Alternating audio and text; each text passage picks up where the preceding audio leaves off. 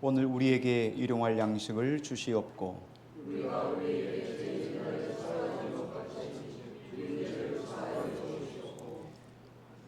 우리를 같이 읽습니다. 우리를 시험에 들게 하지 마시옵고 다만 악에서 구하시옵소서. 나라와 권세와 영광이 아버지께 영원히 싸움나이다. 아멘.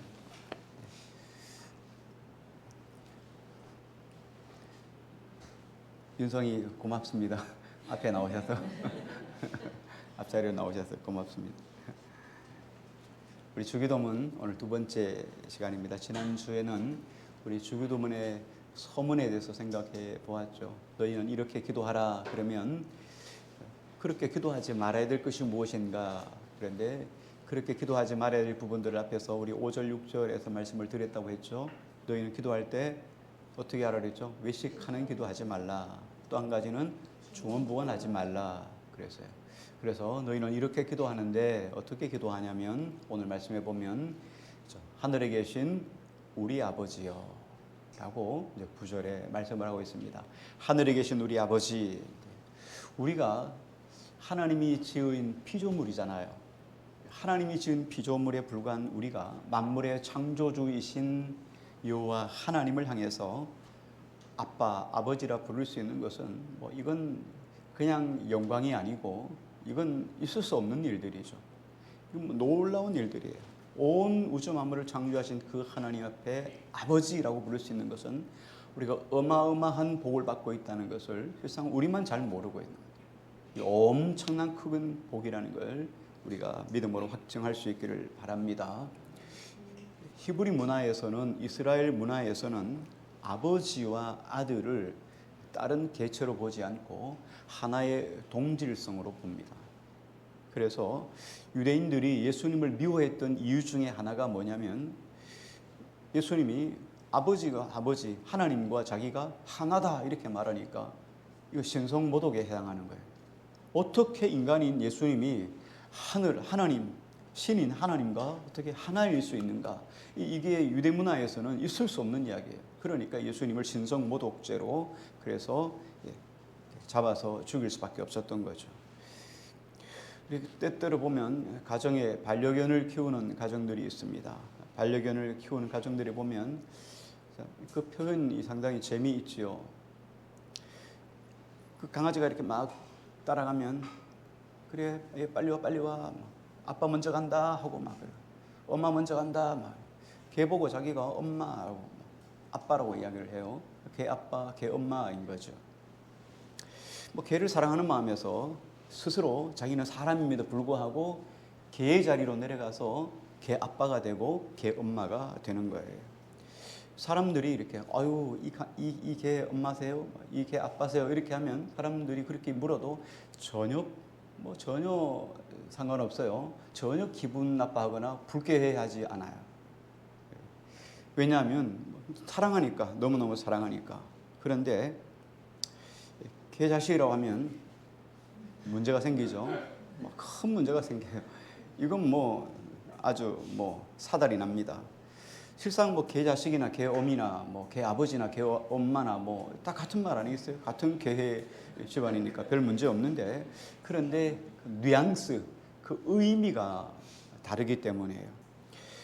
자기 스스로 걔 아빠다, 걔 엄마다 이렇게 말하는 것은 걔를 사랑하는 마음 때문에 자기가 걔와 같이 같은 레벨, 걔와 동류가 된 것인데, 누군가 자기에게 걔 자식이라고 부른다는 것은 자기를 모욕하는 의미로 받아들이기 때문이에요. 그러니까 의도하는 의미가 다른 거예요. 하나님께서도 우리를 향한 것도 마찬가지죠. 하나님이 우리를 뭐라 부르셨습니까? 하나님이 우리를 아버지라 부르라 그렇게 말씀을 하셨어요. 왜냐하면 하나님이 피조물인 우리를 아들과 딸로 받아들였기 때문이에요. 그래서 우리가 하나님을 아빠, 아버지라고 부를 수 있는 거죠. 하나님의 입장에서는 창조주이신 하나님이 피조물에 불과한 우리 인생을 위해서 마치 자리에 내려앉은 거예요. 이거는 사람이 개를 사랑해서 개 아빠, 개 엄마가 된 차원보다도 더 엄청나게 큰 차원이에요. 하나님이 우리를 향해서 아빠 스스로 아버지가 되어 주시면서 우리가 하나님을 해서 아버지라고 부르는 그 소리를 얼마나 즐거워하고 기뻐하시는지 몰라요. 그래서 스바냐 3장 17절에 이렇게 말합니다. 여호와는 너희로 인하여 즐거움을 이길 수 없다. 기쁨을 이기지 못하여 하시면 하나님이 우리를 바라보면 특히 우리가 막 아빠 이렇게 하면 막 아버지 이렇게 하면 막 하나님이 막 좋아서 죽지는 않으시지만 막 좋아 죽으려고 하는 거예요. 하나님이 너무너무 우리를 기뻐하고 즐거워한다. 왜 하나님이 그렇게 하셨냐? 하나님은 창조물이고 우리는 피조물이에요. 개와 우리가 똑같은 거예요.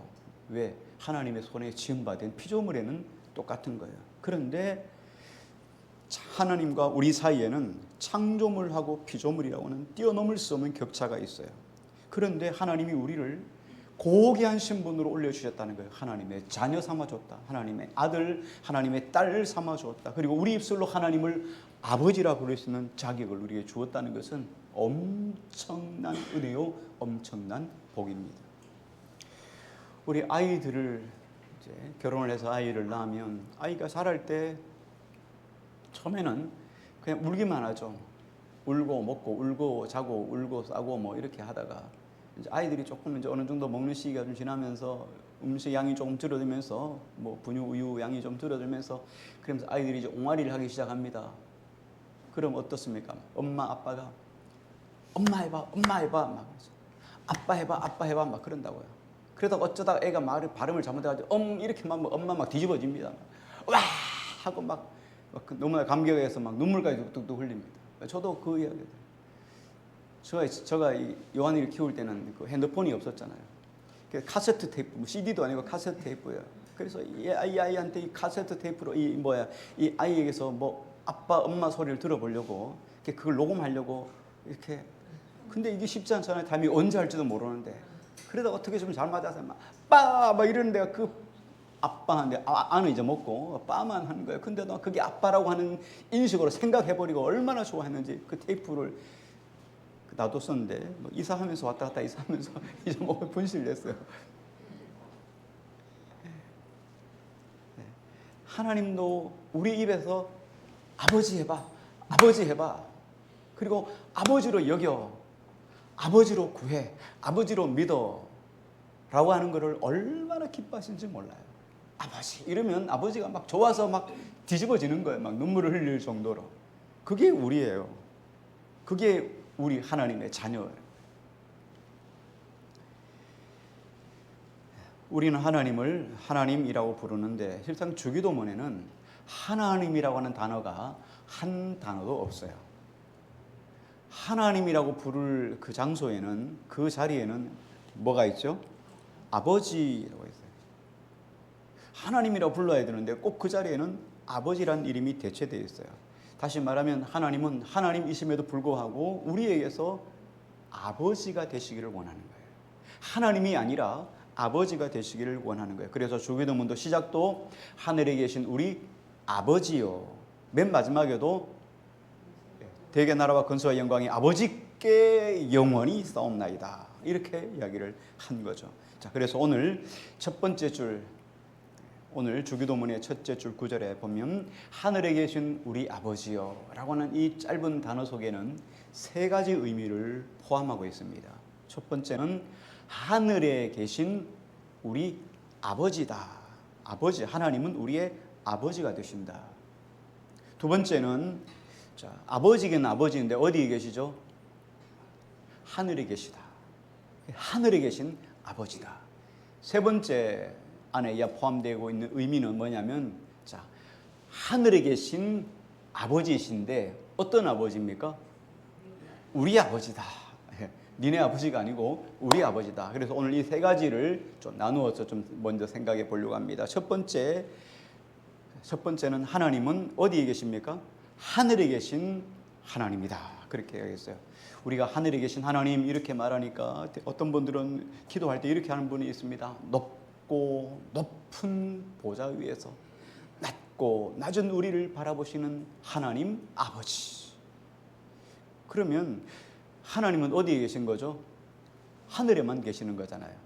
그래서 여기 하늘이라고 하는 말은 장소를 의미하는 의도가 아니에요. 하나님이 하늘에만 계시면 땅에는 안 계시고 바다에는 안 계시면 그럼 어떻게 해요? 땅에서 일어난 일을 전혀 알지 못할 것 아니겠어요? 근데 하나님은 그런 의도가 아니라는 거예요. 여기서 하늘에 계신 아버지요 라고 말할 땐 장소적인 개념이 아니에요. 하나님은 어떤 분이시죠? 신학에서는 이걸 가지고 무소부재, 없을 무자, 장소 소자 썼어요. 안 입을 자, 존재할 제자 써서 어디든지 안 계시는 곳이 없다. 그래서 무소부재하신 하나님이에요. 그러니까 하나님은 하늘에도 계시고 땅에도 계시고 바다에도 계시고 여러분의 일터에도 직장에도 여러분 삶의 모든 부분에 함께 하신 하나님이란 뜻입니다. 그러므로 여기서 하늘에 계신 하나님 이렇게 이야기할 때 하늘이라고 하는 말은 땅하고 이렇게 반대되는 개념이에요. 하나님은 하늘과 땅은 서로 반대되는 개념에서 대조되는 개념에서 하늘은 능력을 상징합니다. 영광을 상징하고 하나님의 권위, 하나님의 위엄을 이야기할 때 하늘에 계신 하나님. 우리가 하나님을 높이 본다는 의미예요. 하나님의 영광, 하나님의 권위, 하나님의 위엄 이것이 힘이 크다 이렇게 말할 땐 하늘이라는 뜻을 썼어요. 자, 그런데 우리가 아버지 하면 하나님 아버지 말고 또 한 분이 계시죠. 어떤 분이시죠? 예, 육신의 아버지, 땅의 아버지가 있겠어요. 땅의 아버지, 육신의 아버지인데 땅의 아버지도 우리를 얼마나 사랑하십니까? 그렇죠? 이제는 여러분 아버님이 다 돌아가셔서 거의 안 계신 분들이 많으실 텐데 여러분 그래도 안 계시고 돌아가셔도 아버지가 여러분들에게 하셨던 그 사랑 아시잖아요. 아버지가 저희에게는 요즘은 안 그렇지만 요즘은 아들들한테 사랑한다 이런 말들을 많이 하잖아요. 근데 옛날 아버지는 우리에게 사랑한다는 말 한 번 하신 적이 없는 것 같아요. 그런데도 우리를 사랑하셨죠. 그죠? 육신의 아버지도 땅의 아버지도 우리를 사랑하셔요. 그런데 하늘 아버지와 땅의 아버지는 사랑의 크기가 조금 달라요. 땅의 아버지의 사랑은 온전하지 못해요. 그런데 하늘 아버지의 사랑은 완벽하죠. 온전하신 사랑이에요. 예를 들어서 이렇습니다. 아버지가 사랑은 있습니다. 아버지가 우리를 얼마나 사랑하는지 몰라요. 사랑은 있는데 아버지가 뭐가 없냐면 능력이 없어요. 아버지가 능력이 없어요. 그래서 우리에게 뭔가 도움을 줄 수가 없어요. 그럴 때 어떡합니까? 먹을 것을 구해오고 자식들을 먹여야 되는데 먹일 능력이 없어요. 그럼 어떻게 합니까? 아버지가 할 수 있는 건 뭐예요? 사랑밖에 없으니까 같이 굶는 거예요.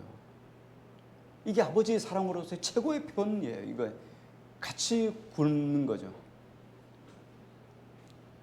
사랑은 있는데 능력이 없으니까.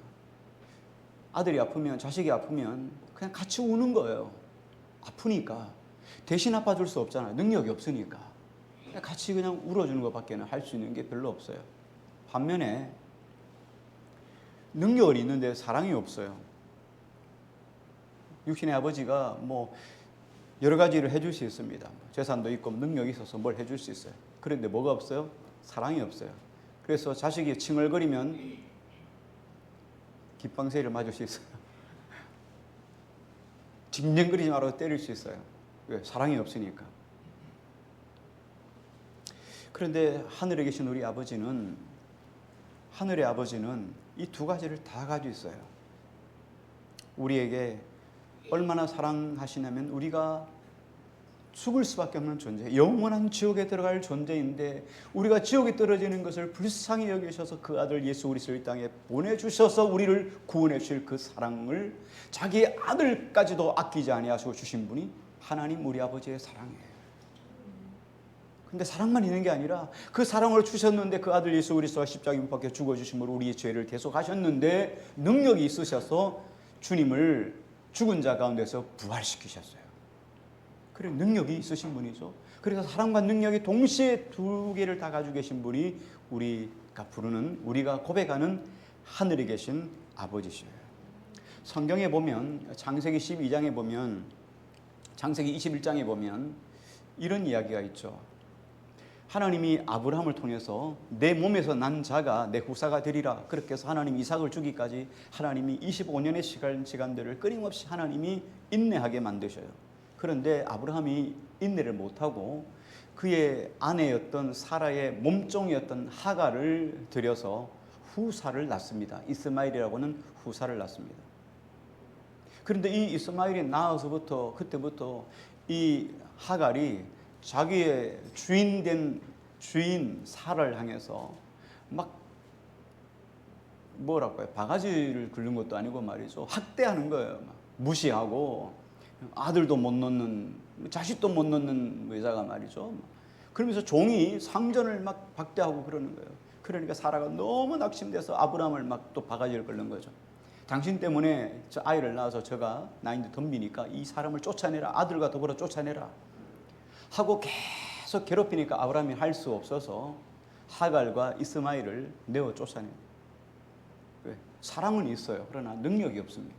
내어 쫓습니다. 그래서 줄 수 있는 것이 뭐냐면 그에게 이렇게 이야기합니다. 아브라함이 아침에 일찍 일어나 떡과 물 한 가죽 부대를 가져다가 하갈의 어깨에 메어주고 그 아이를 데리고 가게 하니 하갈이 나가서 브엘세바 광야에서 방황하더라. 아브라함이 하갈에게 해줄 수 있는 것, 자기 자식이었던 이스마엘에게 해줄 수 있는 것이 뭐냐면 떡 몇 덩어리, 물 한 가죽 부대, 물 한 병, 떡 몇 개, 이것밖에 해줄 수 있는 것이 없어요. 뭐 쌀을 몇 가마 준다고 그걸 몇 가마 짊어지고 갈 수 있겠습니까? 그러니까 그것만 달라는 거죠. 이게 지금 아브라함이 할 수 있는 일이에요. 하갈도 마찬가지예요. 브엘세바 광야로 나갔습니다. 그래서 떡 몇 덩어리 그리고 물 한 병 가지고 며칠을 지낼 수 있겠어요. 조금씩 아껴 먹으려고 며칠을 지났습니다. 이 떡이 떨어졌어요. 물도 떨어졌어요.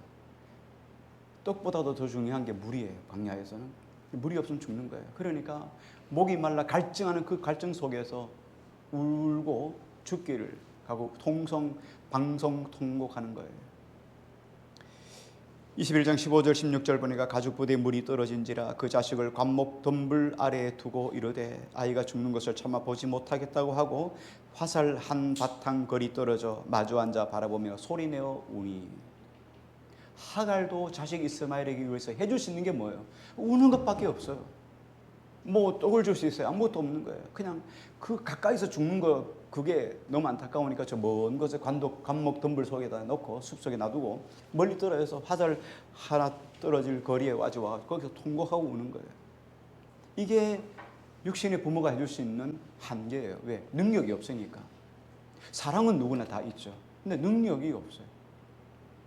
그런데 하나님은 어떻습니까? 하나님이 이때 나타나셔서 이렇게 말씀하셨습니다. 하나님이 그 어린 아이의 소리를 들으셨으므로 하나님의 사자가 하늘에서부터 하갈을 불러 이르시되 하갈아 무슨 일이냐 두려워하지 말라 하나님이 저기 있는 아이의 소리를 들으셨나니 일어나 아이를 일으켜 내 손으로 붙들라 그가 큰 민족을 이루게 하리라.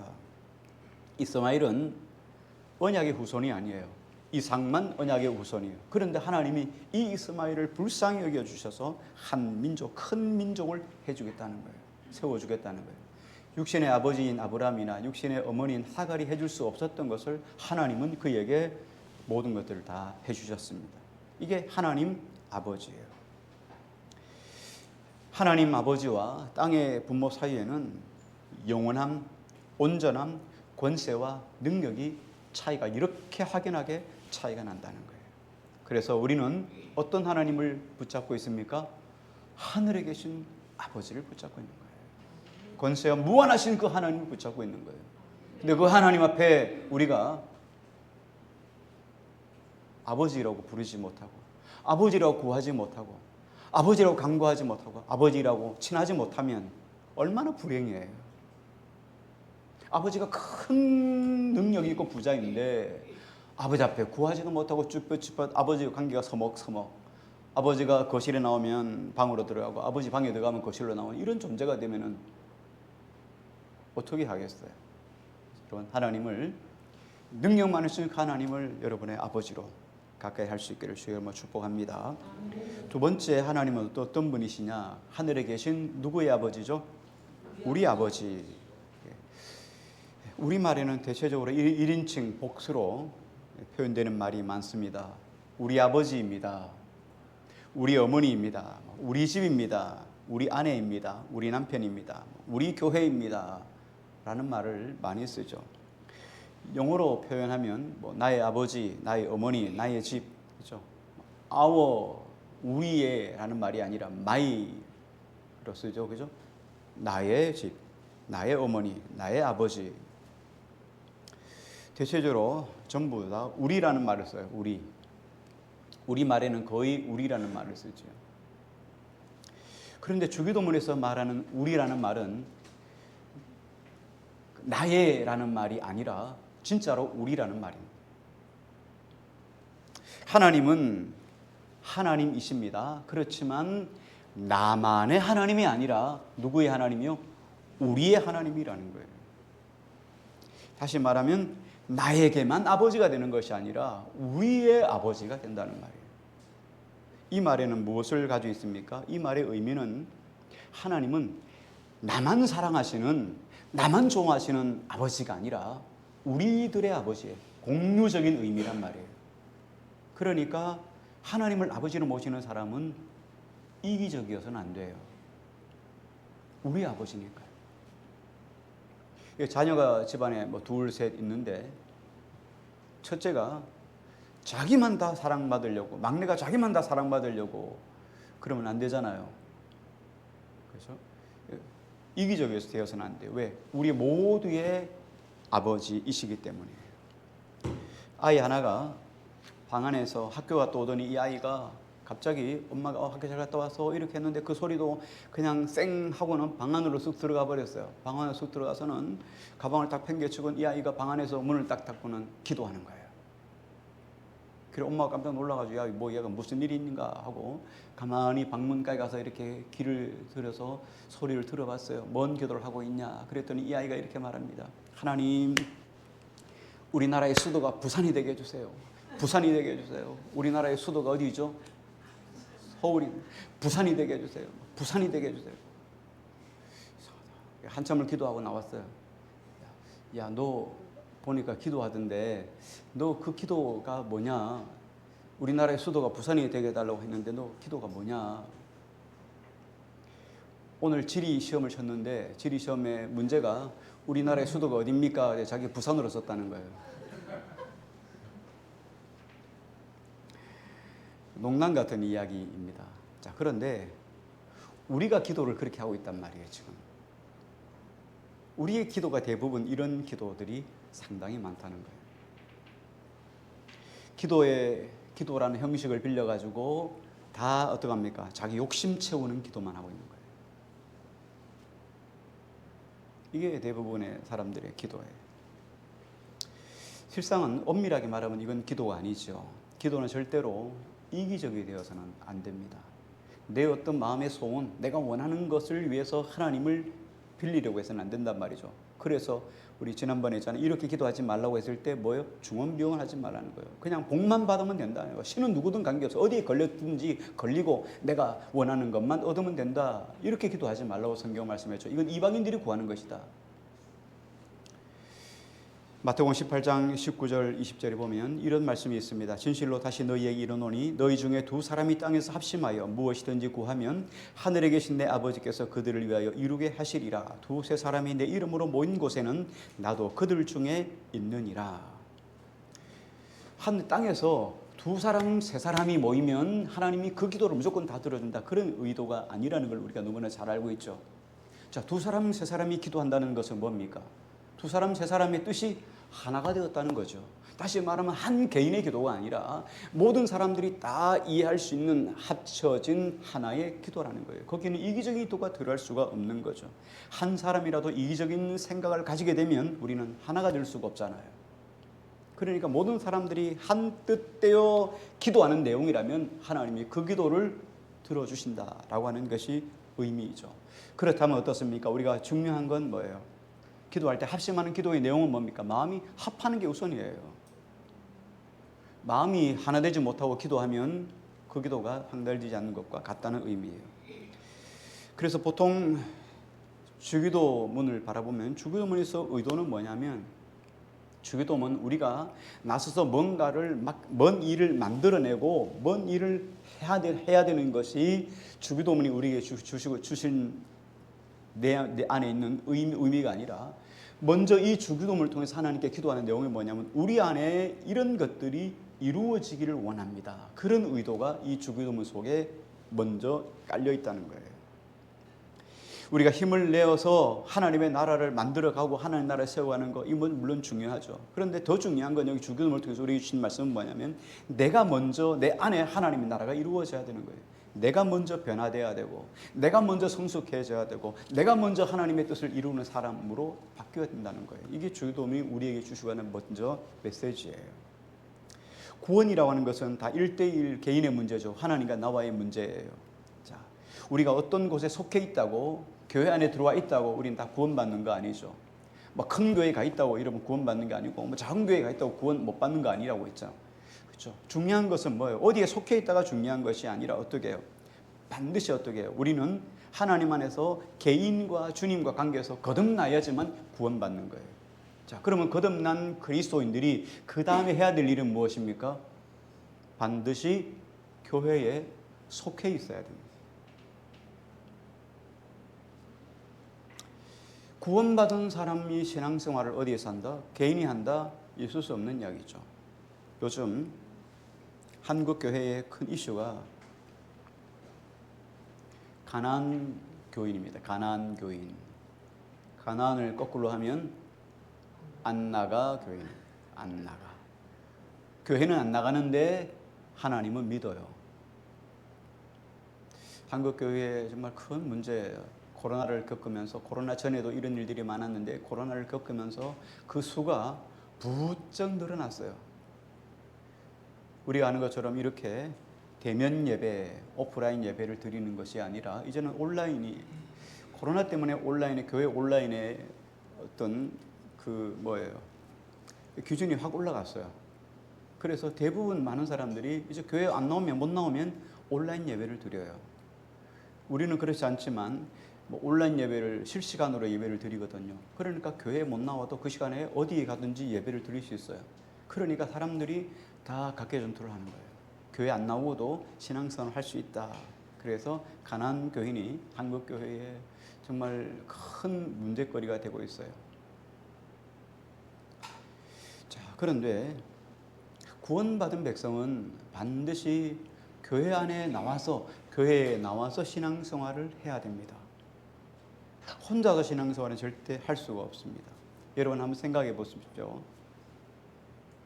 어떤 일을 하는데 여러분 그러잖아요. 뭐 집안에 설거지 할 때도 마찬가지잖아요. 싱크대 좁은데 설거지 할 때 여러분 누가 옆에서 와서 야 같이 할게 이렇게 하면은 여러분 어때요? 저기가 있어 귀찮아 막 번거로워 이러잖아요. 혼자 하는 게 더 편하지 않아요? 옆에 누가 와서 한다고 막 같이 해주는 거 여러분 더 힘들지요. 예, 교회 생활도 마찬가지입니다. 신앙생활은요, 단체 생활을 하면 교회 안에 단체잖아요. 혼자 신앙생활 하는 것보다 같이 하는 건 더 힘들어요. 여러분, 교회 할 일이 있을 때, 나 혼자 하면 편해. 있어. 쉬어. 하고 혼자 하면 여러분 편해요. 근데 같이 하면 더 번거롭고 힘들고 어려워요. 안 그런가요? 같이 하면 덜 힘들다 이런 표정, 그죠? 그런데 교회 안에 단체 안에서 교회 안에 들어와서 신앙생활을 하면은 방해되는 사람이 어떤 면에 지천이에요. 방해되는 사람이 더 많습니다. 많은 사람들이 교회에 와서 시험 든다 이야기를 하잖아요. 교회에 와서 마음의 상처를 받아요. 교회에 와서 마음이 상합니다. 그렇잖아요. 교회 안 나오면 여러분 상처받을 일이 뭐 있어요? 집에서 상처받을 일 하나도 없는데 교회에 나오니까 옆에서 나에게 상처를 주는 사람이 생겨나는 거예요. 시험 들 일이 생기게 하는 거예요. 그래서 많은 사람들이 교회 생활을 포기하는 사람들도 있어요. 특히 새신자 같은 경우는 그런 경우가 많죠. 또 신앙생활 오래 했던 사람도 교회에 나오면은 힘드니까 신앙생활 못하겠다 이런 분들이 상당히 많아요.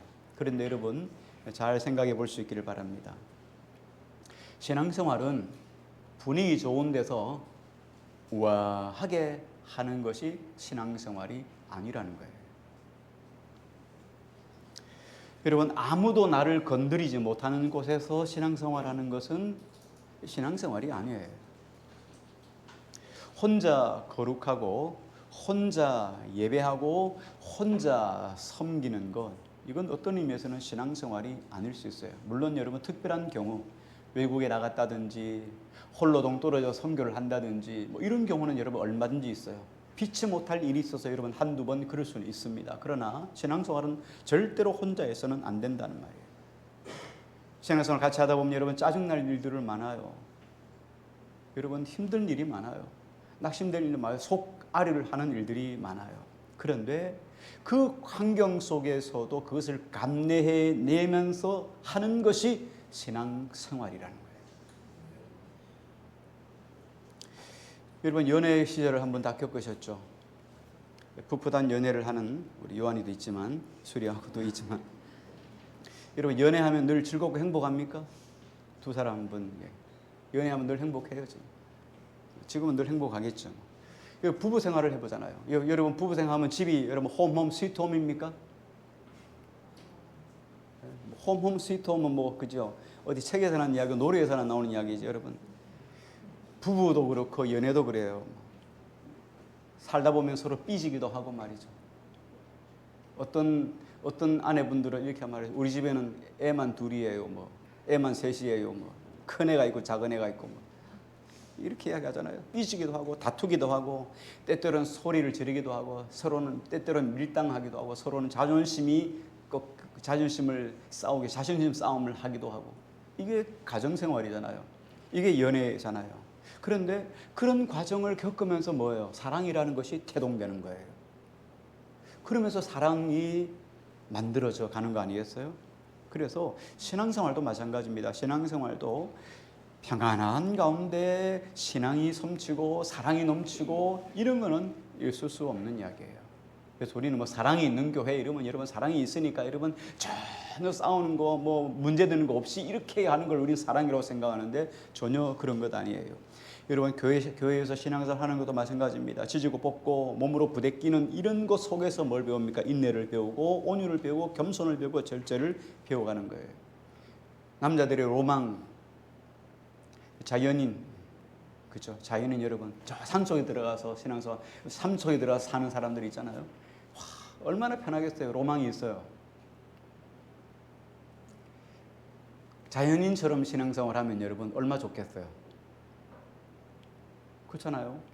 항상 사랑이 넘치고 인내가 넘치고 온유가 넘치고 절제가 넘쳐요. 왜? 싸울 사람이 없으니까. 싸울 사람이 없잖아요. 시기하는 사람도 없어요. 다투는 사람도 없어요. 열받을 사람도 없어요. 자존심 싸움 할 것도 없어요. 혼자 있으니까 여러분. 신앙생활을 한다고 생각해 보세요. 근데 그거는 신앙생활이 뭐라고요? 맞다 아니다요? 아니다는 거예요. 여러분 사랑이라는 건 뭐예요? 혼자 하는 게 아니에요. 사랑은 뭐가 있으니까요? 대상이 있으니까 사랑하는 거예요. 대상이 없는데 어떻게 사랑이 만들어지겠어요? 여기 인내라는 건 뭐예요? 환경이 만들어지니까 대상이 있으니까 인내하는 것 아니겠어요? 우리 자녀들을 키워가면서 여러분 자녀들이 똥오줌 싸면서 말 안 듣고 미운 3살, 미운 5살, 미운 7살 그 과정 속에서 사춘기 생기고 말이에요. 지가 혼자 밥 먹고 큰 것처럼 그렇게 해도 끝까지 부모가 참아주는 그 인내가 없이는 어떻게 자녀들이 성숙하고 성장해서 부모의 사랑을 알 때까지 여러분 크겠어요? 인내잖아요. 대상이 있으니까 인내하는 거예요. 그 대상이 없이 아무것도 없이 있으면 어떻게 해요? 인내를 모르잖아요. 절제는 어떻습니까? 화를 내고 싶은 순간, 폭발하고 싶은 그 순간도 어떻게 해요? 내가 참고 절제함을 통해서 그 과정을 극복해 나가는 것 아니겠어요? 그러니까 대상이 없이 혼자 신앙생활을 한다는 것은 절대로 있을 수 없는 거예요. 그러므로 신앙생활은 어떻게 해요? 항상 모여서 해야 되는 거예요. 모이지 않으면 절대로 신앙생활이 되지 않기 때문이에요. 그래서 모이지 않으면 합력해서 선을 이룬다는 말을 우리는 절대로 이해할 수 없는 거예요. 그래서 모여서 하기 때문에 겸손해지는 거고 온유해지는 것이고 절제할 수 있는 거죠. 이런 환경이 만들어지니까 상대가 있으므로 겸손을 배우게 되고 상대가 있으므로 인내를 배우게 되고 상대가 있으므로 절제를 배우는 거예요. 이게 신앙생활이에요. 그래서 신앙생활은 어떻게 해요? 우리 하나님, 우리 아버지를 섬기는 거예요. 우리 안에서 하는 거예요.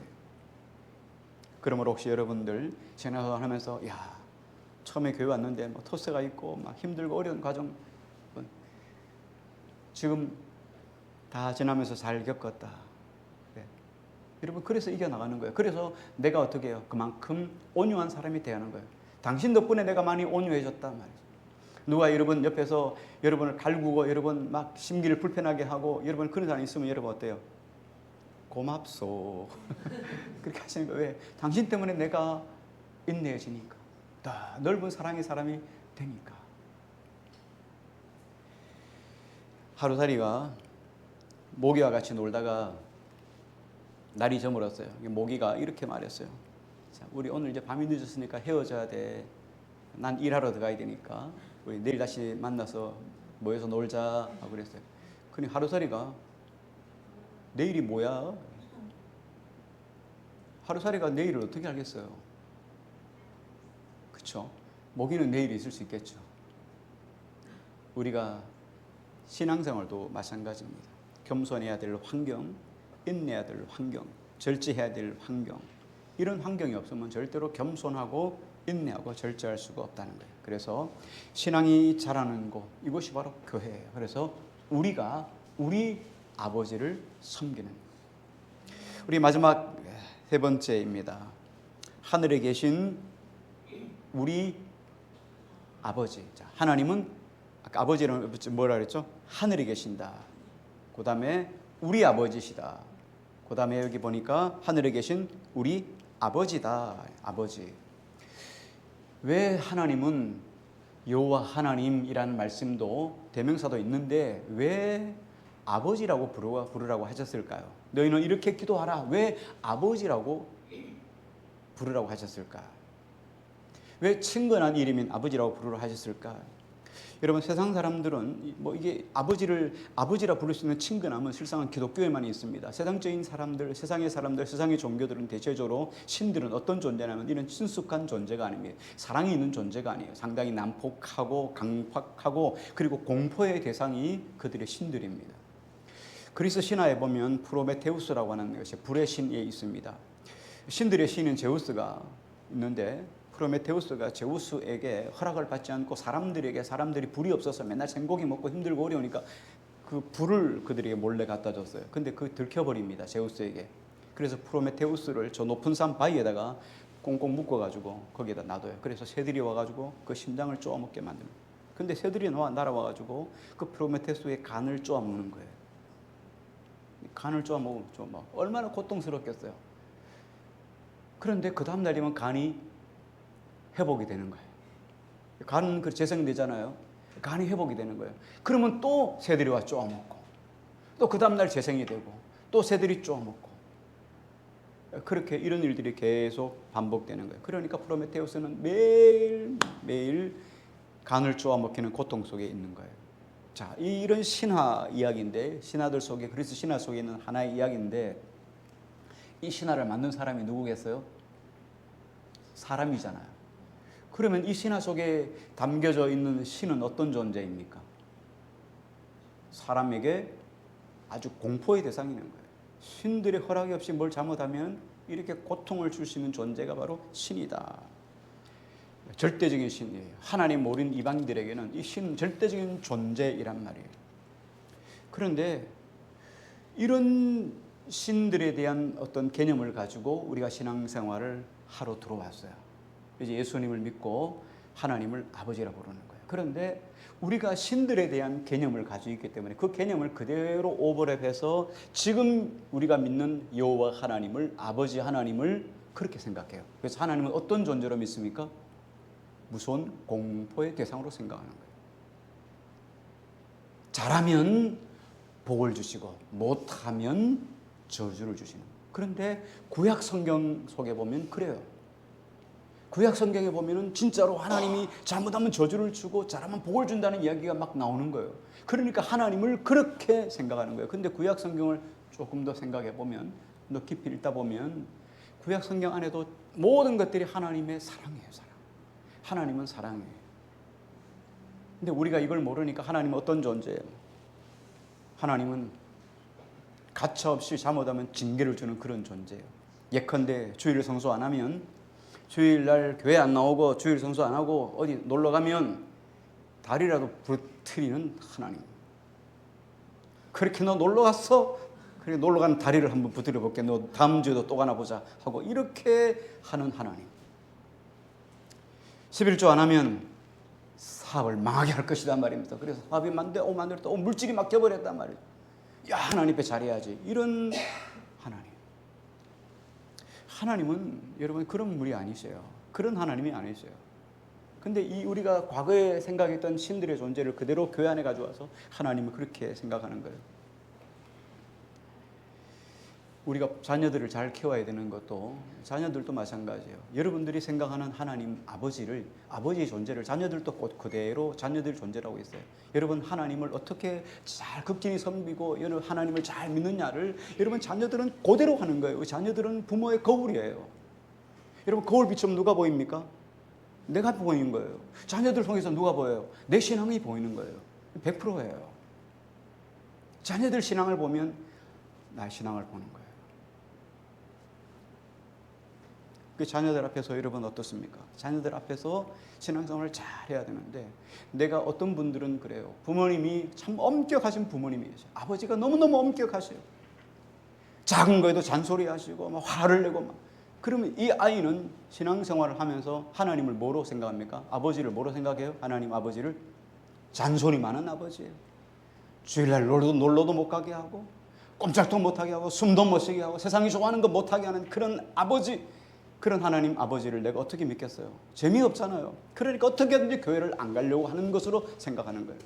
근데 집안에서 아버지와 아들과 자식의 관계가 너무너무 좋아요. 행복하고 야 우리 기도하고 밥 먹자 하고 막 같이 재밌게 하나님 앞에 재밌게 하나님을 섬기고 또 부모 입장에서 자녀를 막 사랑해 하고 막 쭉쭉쭉 뽀뽀도 하고 말이에요. 이렇게 자란 아이들은 뭐예요? 그냥 아버지였어. 아버지, 아빠 뭐 이런 분도 계셨어요. 저는 기도할 때 이런 분 봤어요. 하나님 아빠 뭐 주세요. 막 이런 분도 봤어요. 막 오그라지는데도 불구하고 여러분 그게 맞는 거예요. 하나님이 아빠가 되셔야지 거룩하신 아버지가 아니잖아요. 우리 아버지라고 성경에 그렇게 부르고 있단 말이죠. 그래서 내 아버지가 어떤 존재냐에 따라서 내가 하나님을 믿는 것도 바뀔 수 있어요. 달라질 수 있단 말이에요. 부모에게 상처 많은 아버지를 둔 자식은 하나님 믿는데도 상처를 가지고 신앙생활을 할 수가 있어요. 그래서 여러분 부모의 역할은 정말 중요합니다. 하나님은 무한한 위엄과 영광, 능력, 권능이 있어요. 그래서 무엇이든지 할 수 있는 파워풀한 하나님이시지만 우리에게 다가오실 때는 뭐로 다가와요? 아버지로 다가오시는 거예요. 나는 너의 아버지다. 그래서 하나님을 부르는 수식어가 성경에는 많습니다. 창조주 하나님, 창세기 보면 물로 세상을 심판하신 하나님, 소돔과 고모라를 불로 유황불로 심판하신 하나님. 이런 능력과 위엄이 있음에도 불구하고 하나님은 우리에게 뭐요? 아버지라는 거예요. 아버지. 그냥 이런 하나님이라고 부르지 않고 나는 너에게서 아버지다. 그래서 하늘에 계신 우리 아버지. 여러분 하나님이 우리 아버지가 된다는 것에는 양면성을 가지고 있어요. 양면성을 가지고 있는데 하나는 뭐냐면 아버지는 자식의 생계를 책임질 의무가 있습니다. 그렇죠? 자녀를 낳아놓고 여러분 뭐 타조처럼 말이죠. 타조처럼 광야에다가 그냥 알 까놓고 그냥 뭐 내팽개치는 그런 게 아니잖아요. 부모가 되면 자식을 낳으면 자식을 책임지잖아요. 끝까지 책임지죠.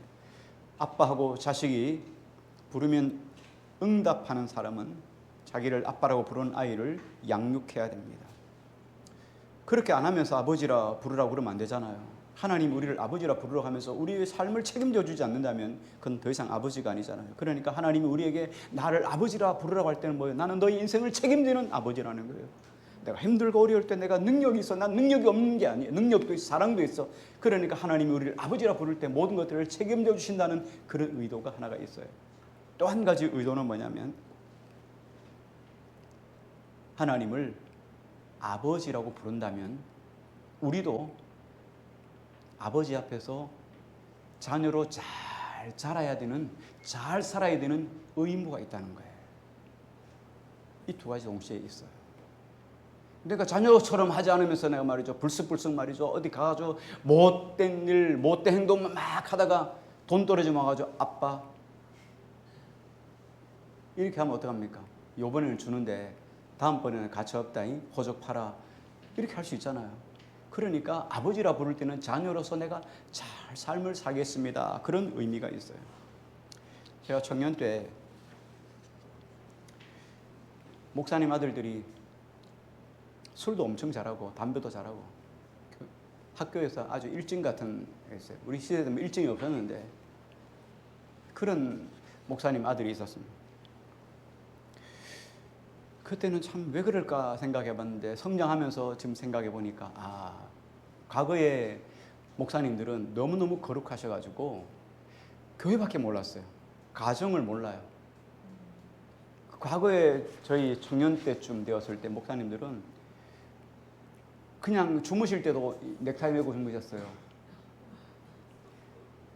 그때는 뭐 뻘떡 일어나면 그냥 신방이고 뻘떡 일어나면 예쁘고, 그러니까 넥타이 메고 주무시고, 그리고 넥타이 메고 주무신 것만 해도 뭐 감사한데 뭐 별것 아닌데 넥타이 메고 어디 와서 주무면 교회 강대상에 주무셨어요. 그게 목사라고 생각했어요. 그러니까 강대상에서 그냥 주무시고 새벽 예배 드리고 또 집에 가시고 또 저녁에 또 강사 나오고, 그러니까 가정생활이 되겠어요. 오직 하나님만 섬기는 것이 천직이라 생각했어요. 그게 어떤 사명이라고 생각하면서 살았어요. 그러니까 가정이 어떻겠어요? 그러니까 그런 가정에 대한 아버지 사랑받지 못하는, 그러면서 하나님은 사람들 앞에 하나님 사랑하라, 뭐 자식을 사랑하라, 뭐 가정을 사랑하라 이렇게 말하니까 얼마나 가정스럽겠어요. 얼마나 상처가 되겠어요. 그러니까 그 반발로 술도 먹고 담배도 피우고 막 나쁜 짓 하고 다니고 막 이렇게 했던 것 같아요. 그런데 반대로 목사님의 입장에서는 얼마나 난감하겠어요.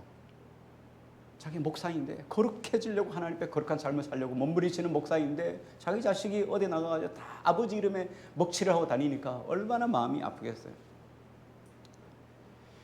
그런데 자식이 밖에 나가가지고 말이죠, 아버지의 이름에 걸맞게 공부도 열심히 하고 사람들 앞에 예절 바르고 인사성 밝고 친절하고 공부도 캡이고, 야, 넌 진짜 목사 아들 같다, 이런 소리를 들으면 목사님 입장에서는 얼마나 마음이 기쁘겠어요. 우리도 마찬가지라는 거예요. 우리도 하나님 입장에서 하나님이 제가 예수 믿는데요, 제가 예수 믿는데 이렇게 했잖아요. 하나님 마음이 얼마나 기쁘겠어요. 근데 사람들이 제 예수 믿는데 저게 예수쟁이래요, 예수쟁이, 이런 소리를 들으면 하나님이 얼마나 마음이 아프겠어요. 세상에서도 여러분 그렇잖아요. 어휴, 탤런트 뭐 누구누구 닮았네요. 야, 뭐 BTS 준이 닮았네요. 막 이러면 그랬습니까? 이러면 여러분 얼마나 좋아요. 근데 우리가 여러분 하나님 닮으신 것 같아요, 이렇게 말하면 여러분 얼마나 좋습니까? 집사님 보니까, 권사님 보니까 제가 잘 아는 분 좀 닮은 것 같아요. 누구요? 하나님 닮으신 것 같아요. 그럼 여러분 얼마나 감동이 되겠어요. 근데 맨날 성깔머리 보니까 닮은 사람이 없어. 교회 나오는데 하나님을 닮지 않아서 여러분 얼마나 하나님 마음에 근심이겠어요. 우리가 이 땅에서 살아가는, 이 땅에서 그냥 속한 채로 이 땅에서 그냥 살다 천국 간다면 여러분 하나님을 아버지라 부를 필요가 전혀 없습니다. 그러나 내가 육신으로 이 땅에서 살아가지만 나는 하늘에 속한 사람이고 하나님의 사람이고 하나님의 자녀라고, 그리고 하나님을 아버지라 부른다면 우리는 아들다운, 딸다운, 자녀다운 그런 모습이 우리 속에 드러나야 되지 않겠습니까?